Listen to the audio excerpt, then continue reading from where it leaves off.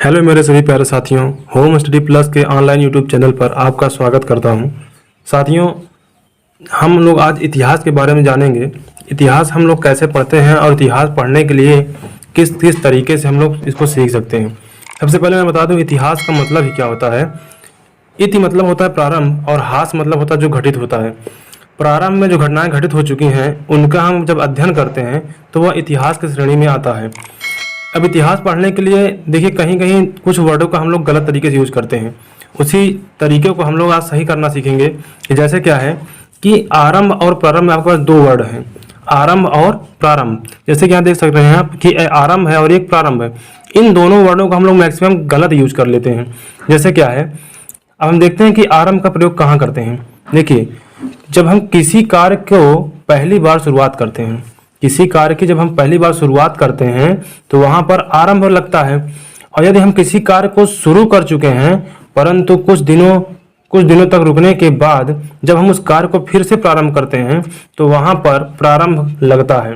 मतलब हम ये कह सकते हैं कि जब हम किसी कार्य को पहली बार शुरुआत करेंगे तो लगाएंगे कि वह कार्य आरंभ हुआ, और जब कोई कार्य एक बार शुरू हो चुका है, बीच में बंद हो गया, कुछ दिनों के बाद जब हम उसको फिर से करना शुरू करते हैं तब वह कार्य प्रारंभ कहलाता है।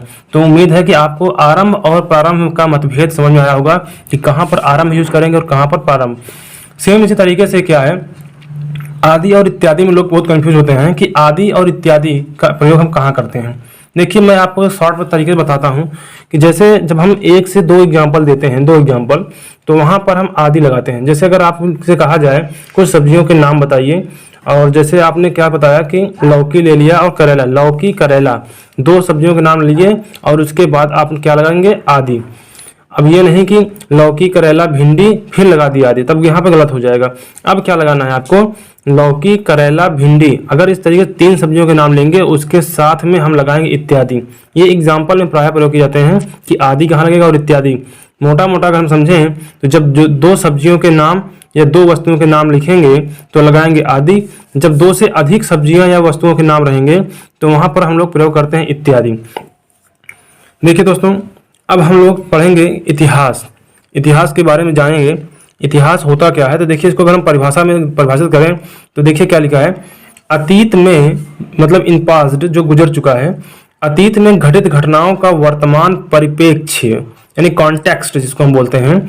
तो जो अतीत में घटित घटनाओं का वर्तमान परिप्रेक्ष्य में कालानुक्रमिक मतलब जो काल के अनुक्रम में हम लोग अध्ययन करते हैं उसको बोलते हैं कालानुक्रमिक। कालानुक्रमिक अध्ययन जो कि साक्ष्यों एवं स्रोतों के द्वारा प्रमाणित हो, इतिहास कहलाता है।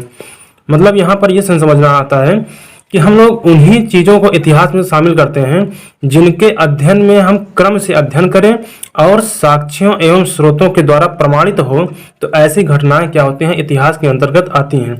अब देखिए, इतिहास में स्रोत क्या क्या है, मतलब इतिहास जानने के स्रोत क्या है, किस तरीके से इसको हम पढ़ते हैं। तो क्या होता है कि इतिहास में दो प्रकार के स्रोत होते हैं। पहला है प्राथमिक स्रोत यानी कि प्राइमरी सोर्स, एंड सेकेंडरी है आपका द्वितीयक स्रोत जिसको हम सेकेंडरी सोर्स के अंतर्गत पढ़ते हैं। अब देखिए, आपके माइंड में ये आना चाहिए कि प्राथमिक स्रोत क्या है और द्वितीयक स्रोत क्या है। देखिए क्या है, ये जो प्राथमिक स्रोत है जिसको हम लोग प्राइमरी सोर्स भी कहते हैं, ये क्या है कि प्राथमिक स्रोत घटना के घटित होने के समय का उल्लेख करते हैं और घटना को प्रमाणित भी करते हैं। कहने का मतलब क्या है, जो प्राथमिक स्रोत होते हैं ये किसी घटना के घटित होने के समय का उल्लेख करते हैं कि किस समय की घटना घटित हुई है, और घटना को प्रमाणित भी करते हैं। तो जिस घटना को घटित होने का समय पता हो और प्रामाणिकता भी मिल जाए तो वह आता है प्राथमिक स्रोत। इसको हम इतिहास में प्राथमिक स्रोत कहते हैं। देखिए और आगे देखिए, प्राथमिक स्रोतों के आधार पर ही द्वितीय स्रोतों की रचना होती है। जैसे अगर उदाहरण के लिए हम देखें कि रोमिला धापर की पुस्तक मौर्य साम्राज्य का इतिहास एक प्रमुख द्वितीयक स्रोत है, जिससे यह ज्ञात होता है कि मौर्य सम्राट अशोक ने राज्याभिषेक के पाठ के 8 वर्ष बाद अर्थात 9वें वर्ष कलिंग राज्य पर विजय प्राप्त किया था। इस घटना का उल्लेख सम्राट अशोक ने अपने 13वें दीर्घ शिलालेख में किया है। इस प्रकार 13वां दीर्घ शिलालेख एक प्राथमिक स्रोत है। उम्मीद है दोस्तों आपको समझ में आया होगा कि इतिहास हमको पढ़ने के लिए क्या करना चाहिए, हमें इतिहास में हम क्या क्या शामिल कर सकते हैं। तो इतिहास में हम उन्हीं वस्तुओं या घटनाओं को शामिल कर सकते हैं जिनका एक कालानुक्रमिक अध्ययन हुआ हो और साथ ही साथ साक्ष्यों एवं स्रोतों के द्वारा प्रमाणित किए जा सके तो वह इतिहास के अंतर्गत आएगा। इतिहास पढ़ने के दो प्रकार के स्रोत होते हैं, पहला होता है प्राथमिक स्रोत और दूसरा होता है द्वितीयक स्रोत। तो दोस्तों मैं इसको एक दूसरे वीडियो में आपको सही से समझाऊंगा, क्योंकि क्या है अभी वीडियो लंबी हो जाएगी, इसलिए मैं आपको शॉर्ट में बताया हूँ। आज धीरे धीरे से पढ़ते हैं, नेक्स्ट मिलेंगे अगले वीडियो में। धन्यवाद।